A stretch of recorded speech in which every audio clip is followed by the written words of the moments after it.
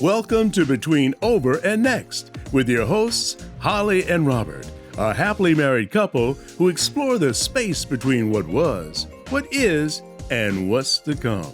From career changes to navigating life's uncertainties, this dynamic duo will empower you to live your happiest life at every age and stage. So, get ready because your journey with Holli and Robert starts now.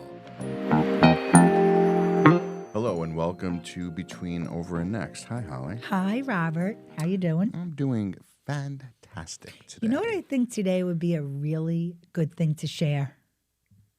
I have a feeling you're going to tell me. What were your most favorite jobs that you ever had? I think the ones that pop out to me are Toys R Us. I was in the setup department, which was in the back in the warehouse. I would put the bicycles together. I was working in a toy store, which was excellent, but I didn't have to be necessarily on the sales floor dealing with the general public. How old were you? I was a senior in high school. I remember having to work during Christmas. The store was open until midnight. So we'd get out of there like 1:45 in the morning, and I had to be in school at 7 o'clock in the morning. Besides putting together bicycles, did you learn anything else? At Toys R Us? Yeah. Yes, I learned I didn't look good in orange.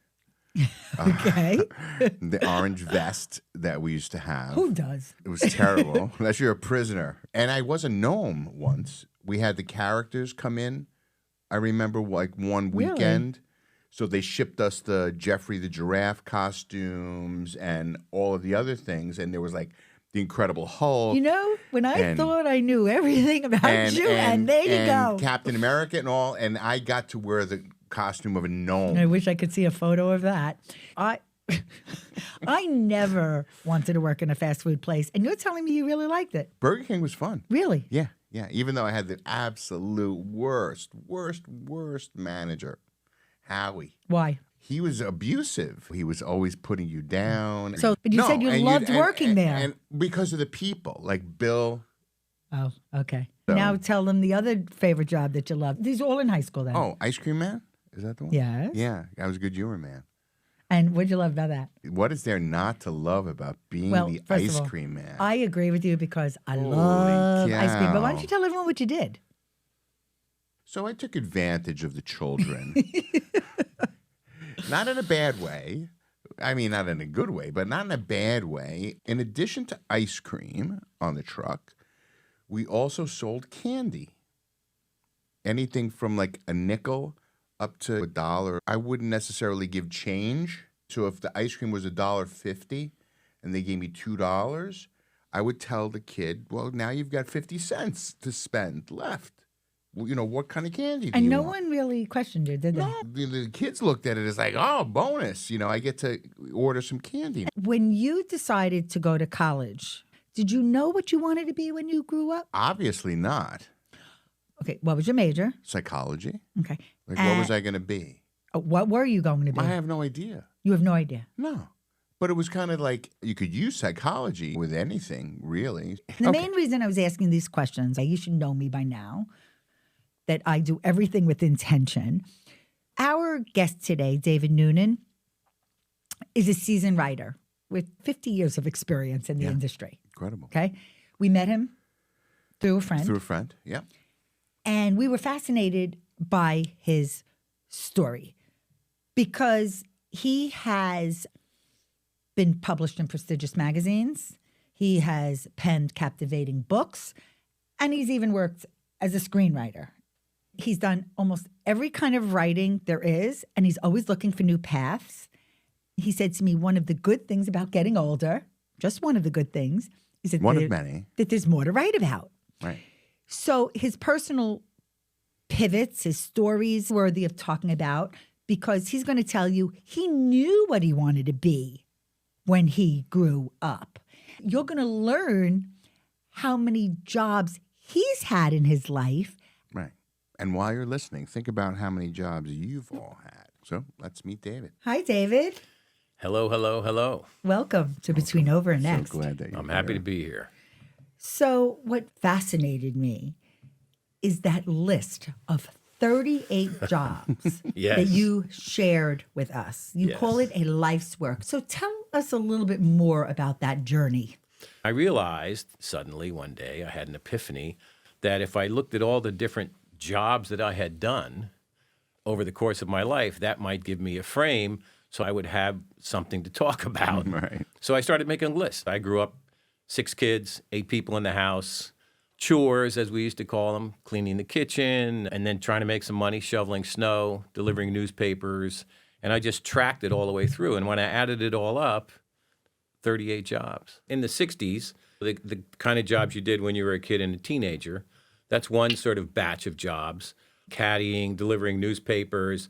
I parked cars when I was old enough to drive. And then there's the jobs that I did sort of around college time, which included working in a cemetery, pumping gas, putting up tents. And then there's a batch of jobs, and these to me were the interesting ones. Well, they were all interesting. But as I was looking at my list and thinking about this interview, a lot of the jobs that I did in the 70s, after I finished college, that I was going to have a career, I wanted a career as a writer. They don't pay you right away because you want to be a writer. You have to survive. So a lot of the jobs from the 70s were basically survival jobs. For example, when I was working on 47th Street, running a diamond scale. That's kind of cool. Did you know you wanted to be a writer? I knew in 7th grade. I'm one of the fortunate people who knew what he wanted to do early. I went to a small Catholic school in Morristown, St. Margaret's, which no longer exists. And I had a teacher in 7th grade. And we were just doing our usual, writing 7th grade essays and book reviews. Occasionally, I would write a book review about a book that didn't exist. That was one of my things that I liked to do. Sister Robert said to me, I think you have a talent for writing, and I hope you'll pursue it. And I said I appreciated that, even though I was in 7th grade. And it was clear to me that this was something that I'd like to do and something that I had a knack for. So I decided, I like that. So I stayed at it all through high school. It's one of these ineffable things. You have a talent. And once you realize you have it, it's your responsibility to see what you can do with it.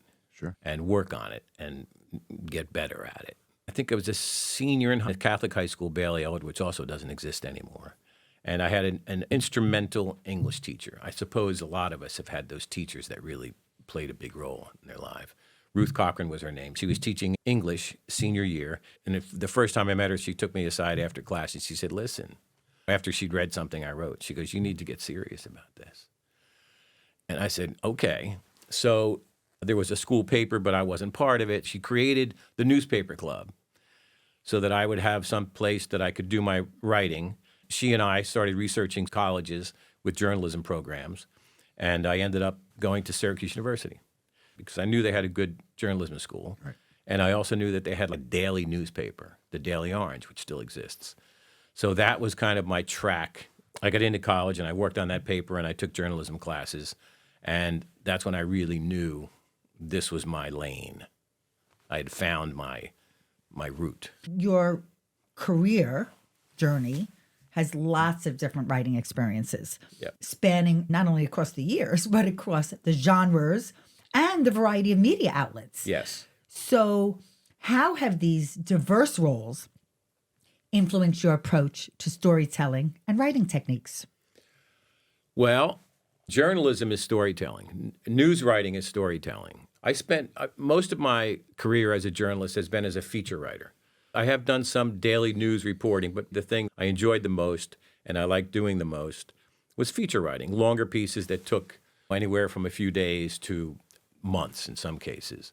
But at the end of the day, you're telling stories. You're finding interesting people who are doing interesting things, and you're learning about what they do and then trying to communicate all of that to your readers, right? That's the core function. I've also written fiction. I've written a novel called Memoirs of a Caddy, which takes place in the summer of 1968. It reflects some of my experiences, but it's fictionalized. When you're making up stories, when I'm writing fiction or when I was writing screenplays, it was the same kind of a thing. You want to be able to tell a story that has the nature of being true. People say, how do you write fiction? Well, my approach to it, I just remember things that never happened. So I bring the same energy to remembering what things that did happen to trying to remember events that I'm fictionalizing so that they have the texture. For me, they have the feel of a memory and something that did really actually happen. But storytelling always comes down to me and the subject, the people, and what they're doing and what they're feeling and what they're thinking, and communicating all of that to my readers in as interesting and fun and entertaining way as possible. Your backgrounds has been in science, medicine, and healthcare. In that field of writing, you need to have accuracy and clarity. It's very specialized. So how do you mix the two? The secret of being a journalist, of being a writer of any kind, is that basically you spend your life learning. And I have learned more outside of the structured systems than I could ever learn in school. That's what I'm still doing it today. I mean, every day I'm researching, I'm looking for information. When I had finally broken through and I was writing for Esquire magazine and had access to other national publications with big feature stories, I had to find things that I wanted to write about because I had to go in and pitch stories that I thought were great. You learn what there's an appetite for. And if you have a good editor, and I've been fortunate in my freelance career to have good editors, I could just throw the germ of an idea on the table and they would help me refine it and get it right to send it up to the top editors who then might say, I don't know. So I would research these things and I would learn just enough to ask brain surgeons or astrophysicists questions that weren't really dumb questions, but they were enough for me to elicit answers that I could understand. I mean, the real secret of my career was being able to take really complicated concepts and ideas and translate them into accessible, readable, entertaining language. So how much of the story is formulated in your head before you pitch it? Because you have to have some level of confidence that you can actually deliver on what you're pitching. I have a pretty good track record. The issue is not so much getting the assignment, because that's a back and forth. That's a conversation. If they don't like an idea, you come back with another idea. Right. The issue is once you've written the piece, does it get live up? published? Right. Or does it get killed? Yeah. I think I have had two pieces that I really worked hard on that didn't go. One of them is dear to my heart. It's a piece I did for Sports Illustrated. This is a good example of how you think of an idea and how I used to think of ideas. So I had written some pieces for Sports Illustrated. I had a very good friend, colleague from Esquire who'd gone to Sports Illustrated who was an editor there. They were mostly health-related. One was about Lou Gehrig's disease, and one was about athletes' hearts. So I had written that because that was my subspecialty, and they liked those ideas. But I wanted to write something really about sports, right? So I was sitting around thinking about Sports Illustrated, and I realized that Sports Illustrated in those days, and that's pretty much gone now, but Sports Illustrated is all about winning, right? The winners get the cover, the stories about the drama. It was really the focus of it. Most of it was on winning. So I said to my friend, I want to do a story about losing. I want to do the definitive big story about losing. And he was cool enough to say, I think that's a great idea.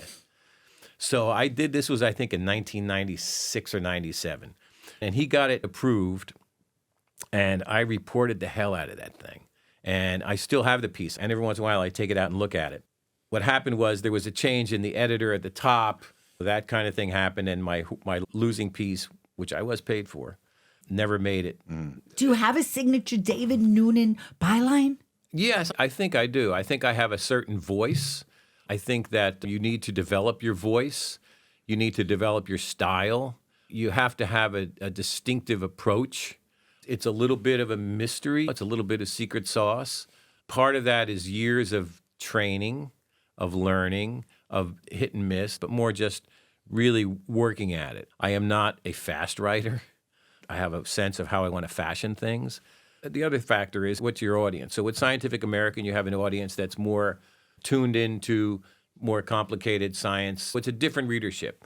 Newsweek, where I worked for many years, that's as broad a readership as you can get. It's a very general readership. Sports Illustrated, those are athletes. The thing I did with Sports Illustrated was I brought something that you wouldn't expect to see in Sports Illustrated, which was a hardcore medical approach to sports topics.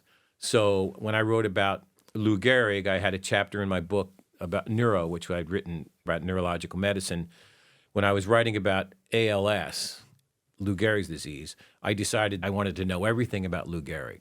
So it turned out that that section of that book fit really well into Sports Illustrated, and they were happy to get something that was different and yet connected. You have to be able to adapt to different audiences and different readerships. The other part of your story, personally and professionally, is that you had a little bout with screenwriting.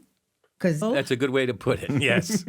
Well, Yes. tell us, that was in the 90s, right? Yes, that was in the tell us a 90s. little bit about the screenwriting, because what did you learn from that experience? That was a pretty great experience. It was challenging at times, but on balance, it was really interesting and exciting. We had moved to Los Angeles, where our sons were born in the late 80s, and I published a novel called Memoirs of a Caddy, which I mentioned, and that book was optioned.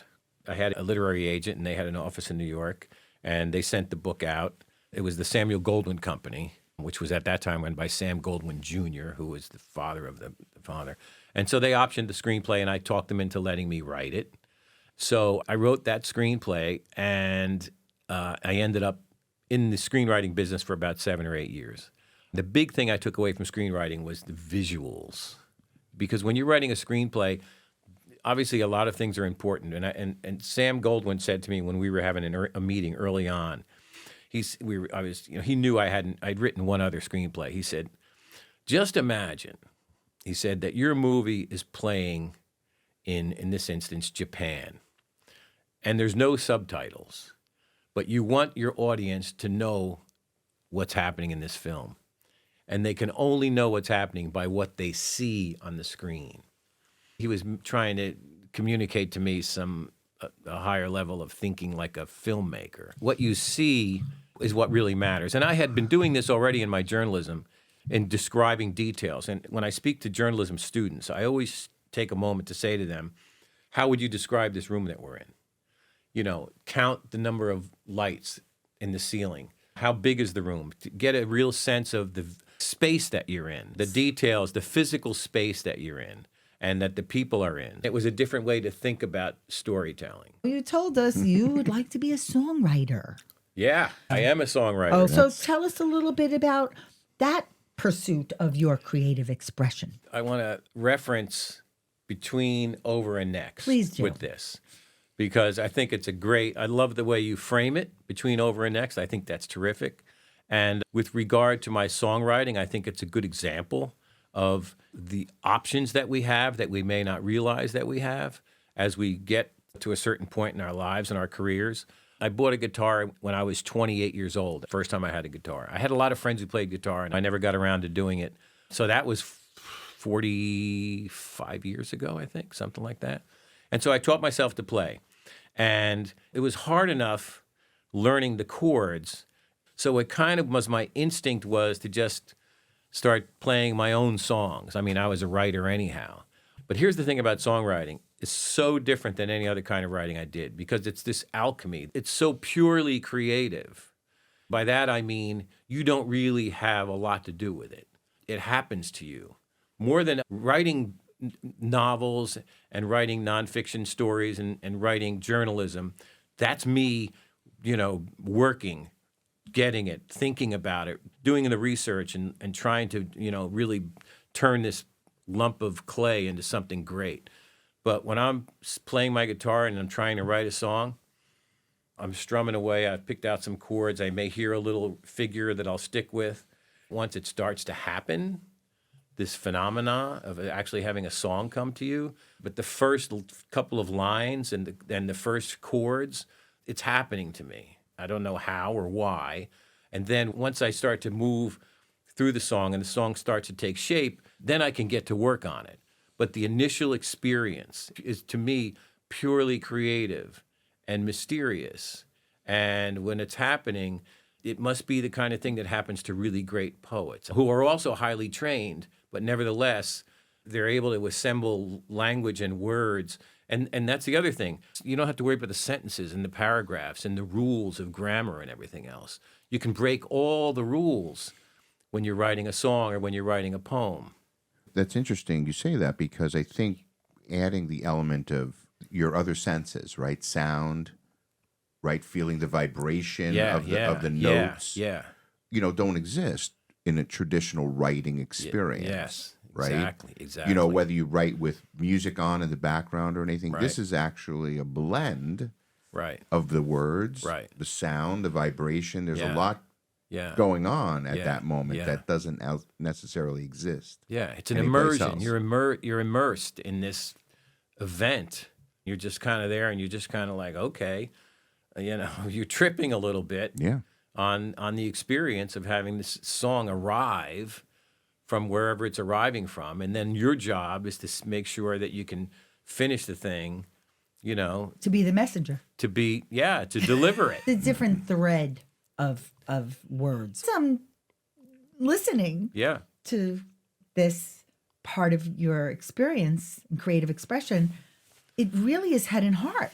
It's completely personal. So if you're writing about a particular medical procedure or you're writing about something really heavy duty and serious, there's a certain amount of rigor and discipline that goes into it.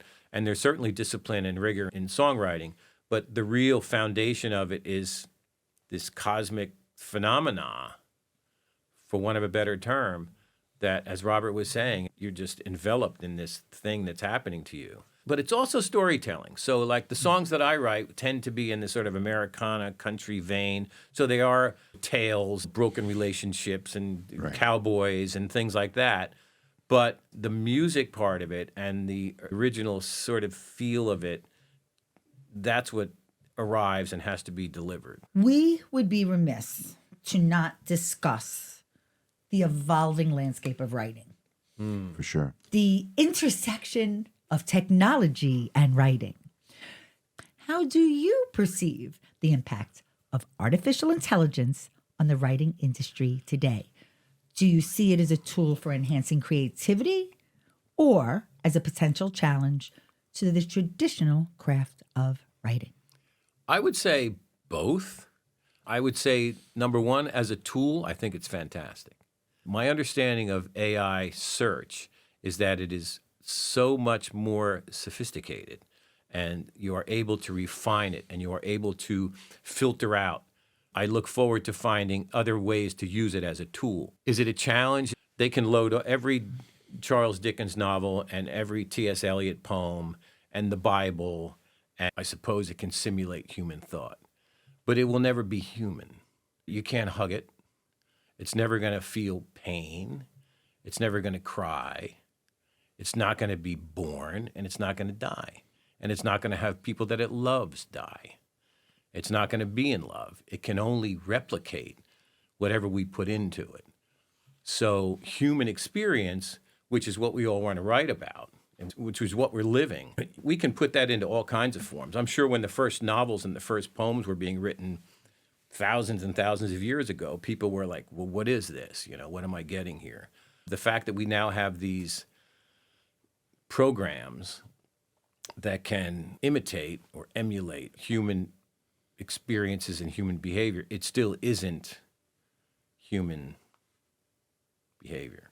I think a lot of the conversation that's happening now is a little bit ridiculous in that AI is going to replace humans and you're going to start losing your job and all of this. It's a tool like anything else. Right. How is the shift in technology? And technology is very broad because you've got not only the equipment that you use to do your writing, but then you're also talking the space where the writing is happening in social media and online platforms. Yes. Going from the magazines and newspapers that we all used to love. God bless them. Still love. Well, yes, we still love them. We just consume them differently. So talk a little bit about the typewriter to the laptop and the traditional to today digital platforms. I want to start by saying that you coined the term typewriter era in your notes, and I will never forget that. I'm sticking with that. The I like typewriter era. I didn't realize that I had started my career in the typewriter era, but that's apparently exactly what I did. And by the way, those young people listening, do you know what a typewriter is? I did start my career as my first professional job was at the Daily Record, which is our local paper here. And I had an old manual typewriter. So you take a piece of this primitive newsprint, put a piece of carbon paper, another piece of paper, and you type your story. And then you distribute it. And let me tell you, when you made mistakes, it was not fun. That's right. And then the typewriter era, you were just going as fast as you possibly can, which wasn't necessarily that fast. It was pretty basic, but you were part of something that had been going on for a long time. Basically, producing copy, writing, producing material, books, news stories, whatever, had been exactly the same, I guess, 100 years before that. Yeah. Right. So if I started writing stuff in 1970, in 1870, it was pretty much the same approach. There was some kind of mechanical process. The thing that's striking to me is my personal experience in the last 50 years, how we went from that manual typewriter with carbon paper to what we have today. I'm really happy that my career followed that arc. And what's happening today is, I think that's great, is that the barriers are down. If you want to write a book and you want to sell it and you want to publish it yourself and send it out into the world, you can do that. And I think this is one of the great liberating things because now we have more voices. The barriers are down. You have a story you want to write, you want to tell that you think is important, and you want to get it out to as many people as possible. Thanks to the digital era, you can do it. And I think that's terrific. I really do. I loved being a newspaper man, the image of it, Cary Grant in, the front page. And I liked that tradition. I got my own subscription to Time magazine when I was like in 6th grade. And I used to come to the house and I would read that. So I was very much into being a journalist and being a newsman, and sitting in an office typing on a manual typewriter was part of that. And so that was sort of the beginning of my career.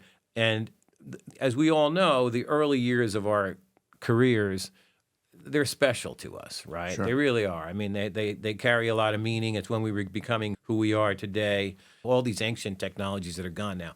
I'm glad I was there to experience all that. Right. When clip art, you were actually clipping art and pasting it up. Yes. When I was making it as a freelance writer in the late 70s, early 80s, I was making more money as a paste-up artist than I was as a journalist, as a writer, because I was so good at it. I was getting paid, which is going to sound crazy. There's a lot of money. I was making $12 an hour in like 1980, pasting up catalogs and textbooks and everything else.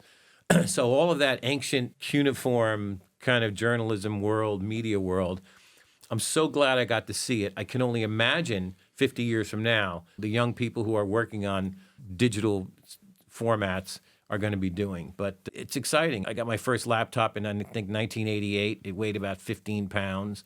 The speed was 8 megahertz.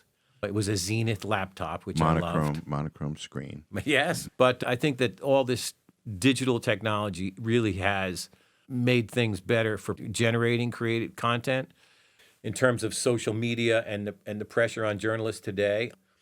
I'm concerned. The old formats are gone pretty much. Right. Some of the magazines have managed to survive. It must be really difficult right now to be trying to succeed as a freelance journalist who wants to write features. How do you see the essence of good writing evolving in the context of today's digital age? I think there's a lot of pressure, especially if you're trying to have a career. I think write more, write faster, write shorter, because that's sort of the social media formula. It's actually the immediacy, Yeah. and it's also the attention span. Yeah. For younger people who are consuming that kind of content consistently day in and day out, I'm talking about high school kids and college kids, that's their default setting for how information comes to them. The publishing industry is struggling to hang on, but to me, the book is the ultimate product. The nonfiction book or the novel, that's sort of the holy grail. So tell everyone a little bit about what you're working on now. Well, right now, I'm working as an editorial consultant to Dr. Philip Oswa, who is the CEO of the Montefiore Health System. And we are currently working on a book project for the MIT Press based on his experiences during the pandemic and related topics. What's your best advice for aspiring writers or those that have an itch or a desire, whether it be just as a hobby Right. or as a profession? You know, again, getting back to between over and next, one of the things that I really liked about all those jobs that I did, especially once I was no longer a kid, is the people that I met who were doing all these different things. And I think that that's where I kind of get the hang of meeting people who came from different worlds and different backgrounds than I did. If you're at a point in your life and your career where you're looking around for something else to do, go do it and write about it. Writing at a professional level is really, really hard. But I do think that writing what's happening to you, regardless of whether it's something that could be published or could be read by others, I think writing, sitting down and taking the time to describe what's happening to you, what you're interested in, what you're thinking about, is healthy. We've accumulated wisdom that we don't even realize that we have accumulated in our daily lives with our families and our friends, and navigating all of the obstacles that come at us and the crises that we have to deal with. We're learning all the time, and we're alive. And I think that if you write it down, it just gives you a little perspective. It gives you a moment with yourself, and it's a way to communicate with yourself and with other people. And sometimes communicating with yourself is probably the most important thing you can do. Absolutely. Absolutely. Fantastic message. Is there anything else that you want to share that you want to cast to the world? My wife, Susan, has an approach which is basically comes down to have a project. What's your project? My father always used to say to us, be productive. That was his sort of motto. At any point in time, whenever we got to see him, he would just say, be productive.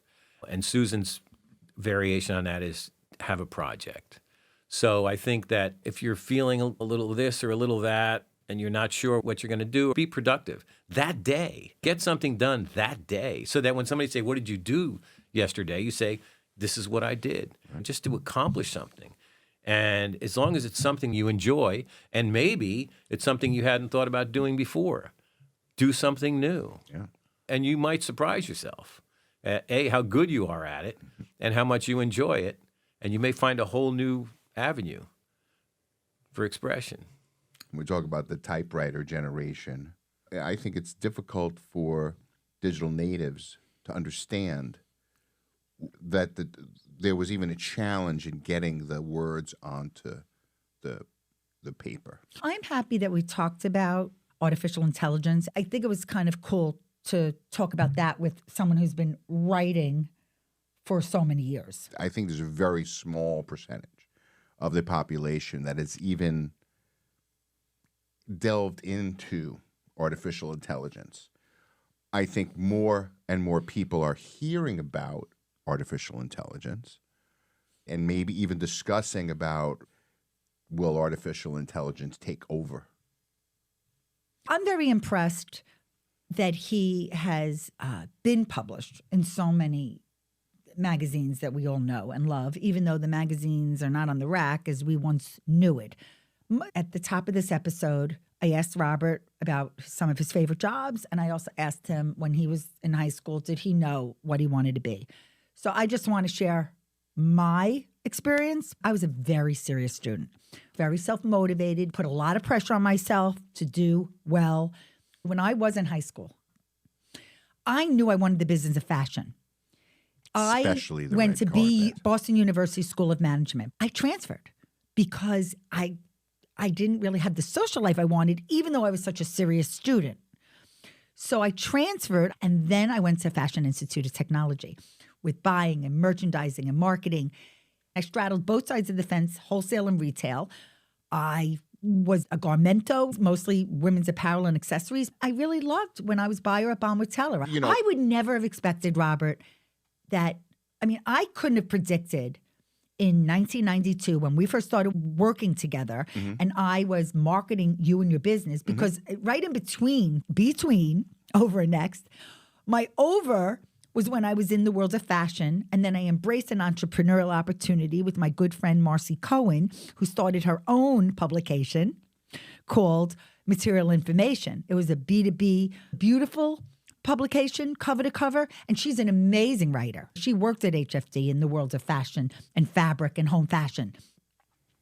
It was such a great partnership because we also balanced each other. That was the beginning of my entrepreneurial journey, and I really didn't know where it was going to go this past 32 years. And it has been the most joyous ride because ever since I came home from my honeymoon and it was over, I started working with Robert. And if you go back to episodes 1 and 2, you'll learn more about our journey individually and collectively, personally and professionally. Being a podcast producer, being a marketer, being a content creator, being event producers, online, in person, and getting to meet the most wonderful people along the way. So this has really been the coolest experience ever. And I don't know what the next 10, 20, 30 years brings, but bring it on. Because we're ready. Because it's exciting. And I love writing, right, Robert? I mean, please check You're out our a blog writer. articles because I love writing with meaning and thought and knowledge that really matters for us all to think differently and to grow. So we really thank David. We're so happy to have learned his story. Thank you to David for being a part of this podcast, and thank you to all of you for listening. Thanks for tuning in to Between Over and Next. We hope you enjoyed this episode and found it meaningful and insightful. If you value it to be worthwhile, please share it with your friends and family. We would really appreciate it if you could take a moment to write a review for us. Your feedback will help us continue to create content that resonates with you. And don't forget, in the show notes, you can find all the relevant links mentioned in this episode, from accessing free downloads to visiting our website and more. If you have any questions or comments, we would love to hear from you. Simply send us an email. Our email address is hello@hollyandrobert.com. We're always excited to connect with our listeners. So until next time, thank you again for joining us on Between Over and Next. Thank you for listening to Between Over and Next, the podcast that navigates the twists and turns of life with courage, laughter, and a whole lot of inspiration. Tune in every Tuesday to hang out with Holli and Robert on your favorite podcast platform. Visit hollyandrobert.com and follow them on social media to ignite your passion and fuel your dreams.